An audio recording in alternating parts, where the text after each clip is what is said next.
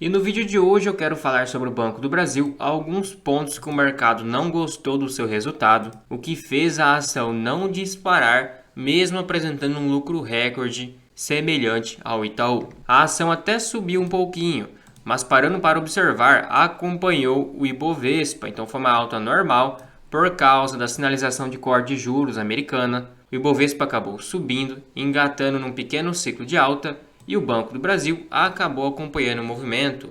E na verdade, esse ciclo de alta do Ibovespa ainda é muito pequeno, porque não acabou precificando ainda todo esse aumento de lucro que as empresas tiveram nos últimos anos. No segundo trimestre de 2024, as empresas distribuíram 38 bilhões de dividendos e no primeiro trimestre quase 40 bilhões, somando tudo 78 bilhões. Acaba sendo muito superior ao primeiro e segundo trimestre de 2023, superior a 2022, a 2021 e 2020. Então é natural que as cotações vão subindo com o tempo, porque vai aumentando o lucro, vai aumentando o dividendo e o preço vai reajustando. Mas por enquanto nada fora do normal, digamos que ainda a cotação não acompanhou devidamente o seu lucro. Olhando para esse gráfico de lucro com cotação, ainda há uma assimetria, porque o lucro cresceu mais proporcionalmente em relação à cotação do Banco do Brasil. E é negociado ainda 5 vezes lucro em comparação com o mercado, com o Ibovespa e com a média da Bolsa, acaba sendo muito baixo. O próprio Itaú, que é um banco privado, então não tem esse prêmio de risco, negociado a 8,3 vezes lucro também, que acaba sendo bem menor do que a sua média.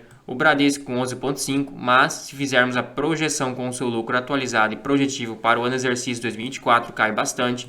Já o Santander, de fato, entre o Bradesco, o Banco do Brasil e Itaú, acaba ficando um pouco mais caro, e o ABC também a 6 vezes lucro. Então todos os bancos, na verdade, não subiram muito em relação ao seu lucro. E se você começou a investir na bolsa, comprou suas primeiras ações, não sabe muito bem o que está fazendo, não sabe identificar oportunidades, saber quando a ação está barata, calcular o preço teto, o dividendo projetado, o lucro projetado e também saber a margem de segurança, está disponível o meu treinamento sem enrolação, simples, fácil, direto na prática, sem inventar aquelas teorias mirabolantes. Hoje em dia é muito fácil de investir, com um clique você compra e vende ações e pode começar até mesmo com R$ 5.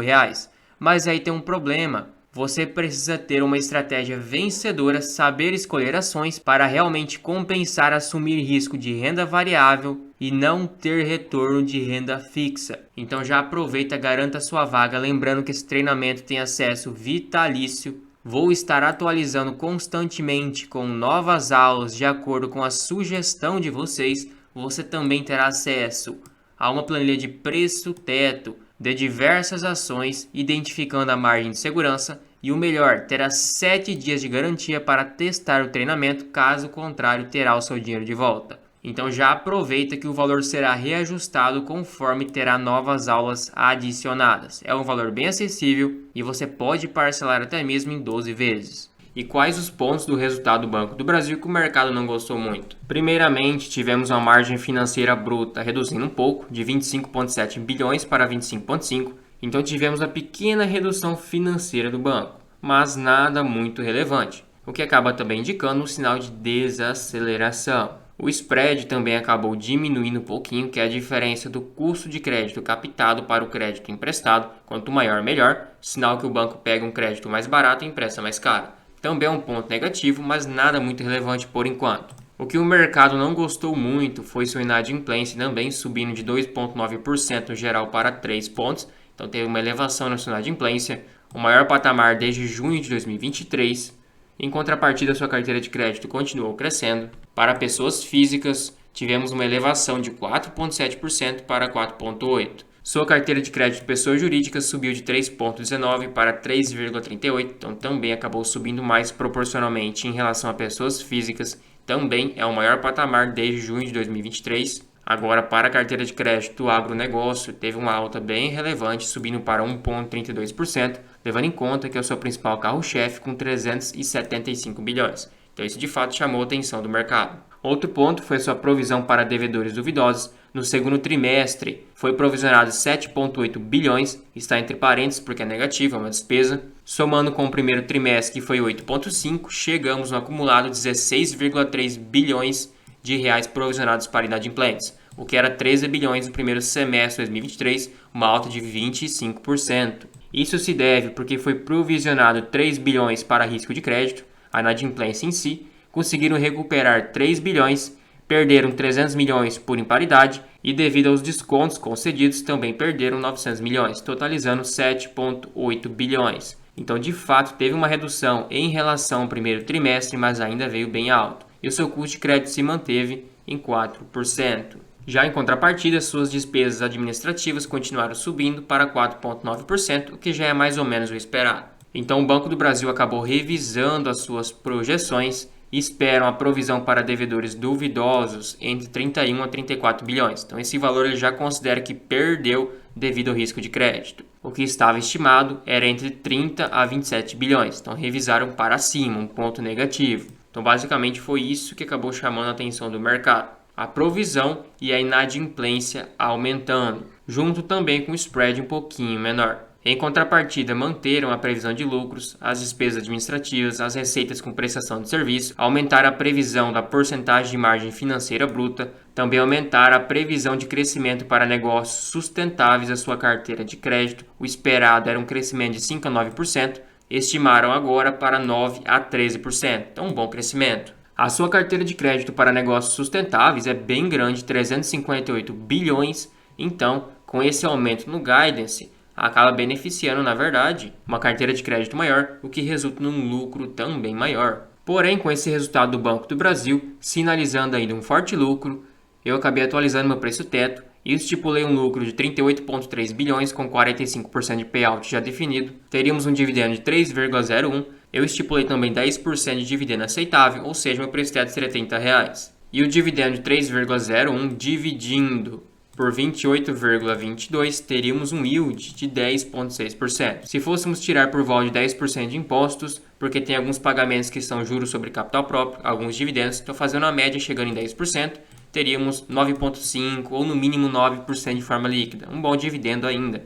E esse dividendo de 3,01 dividindo por 0,45, que é a conta inversa para chegar no seu lucro por ação, teríamos 6,68 de lucro por ação projetivo. Dividindo 28,22 por 6,68, teríamos um PL ajustado e projetivo para o ano exercício 2024 de 4,22. Isso, claro, com o nosso lucro de 38,3 bilhões e a cotação de hoje de 28,22. Então, um PL muito baixo ainda.